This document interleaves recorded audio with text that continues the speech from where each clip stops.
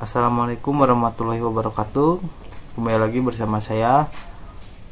Di sini kali ini saya akan menjelaskan tentang kabel listrik. Saya akan menjelaskannya secara sederhana. Di sini kabel listrik adalah alat yang fungsi utamanya yaitu untuk menghantarkan arus listrik, di mana arus listrik akan dihantarkan menuju jaringan listrik tertentu. Fungsi kabel sangat dibutuhkan untuk setiap pengoperasian perangkat dengan daya listrik. Pasalnya, berbagai komponen dan peralatan elektronik hanya dapat beroperasi jika ada arus listrik.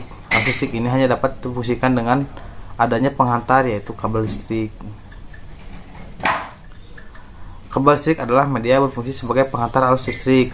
Kabel umumnya akan dibuat menggunakan material tembaga atau aluminium, di mana material aluminium atau pentabungan ini bisa menjadi konduktor atau penghantar yang bagus.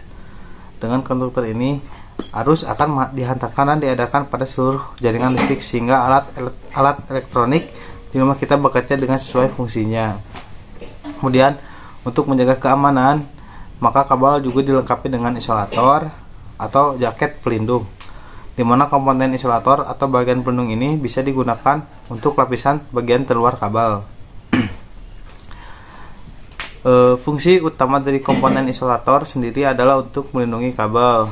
Jadi, ketika kabel lecet atau mengalami kerusakan, penggunanya akan terhindar dari risiko terkena sengatan listrik.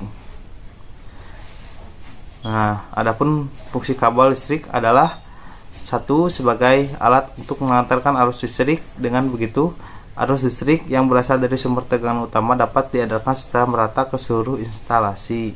Kedua, selain sebagai penghantar tegangan listrik, kabel juga berfungsi sebagai penerima frekuensi gelombang, di mana dengan digunakannya kabel maka siaran radio ataupun televisi akan lebih memungkinkan untuk diakses ke setiap rumah.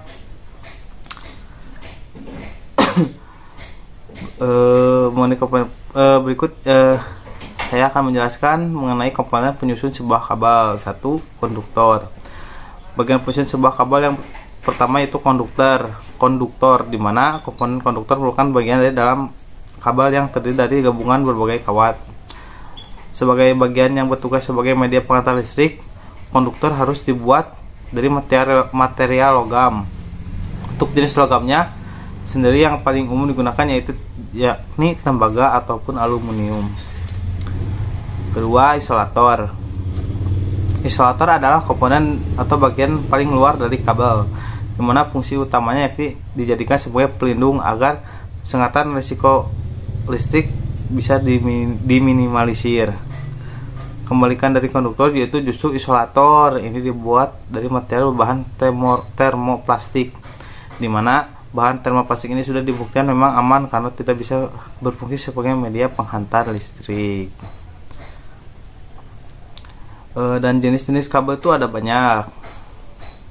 Satu, kabel NYM, kabel NYA, kabel NYY, kabel NYAF, kabel NYMHY, kabel NYMHYO, kabel NYYHY, kabel ACSR, kabel BC, kabel NYRGBY.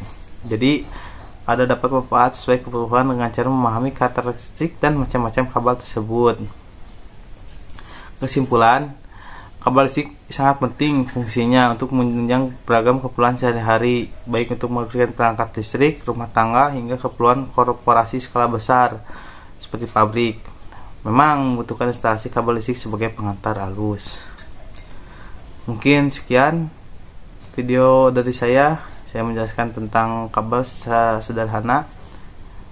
Terima kasih. Wassalamualaikum warahmatullahi wabarakatuh.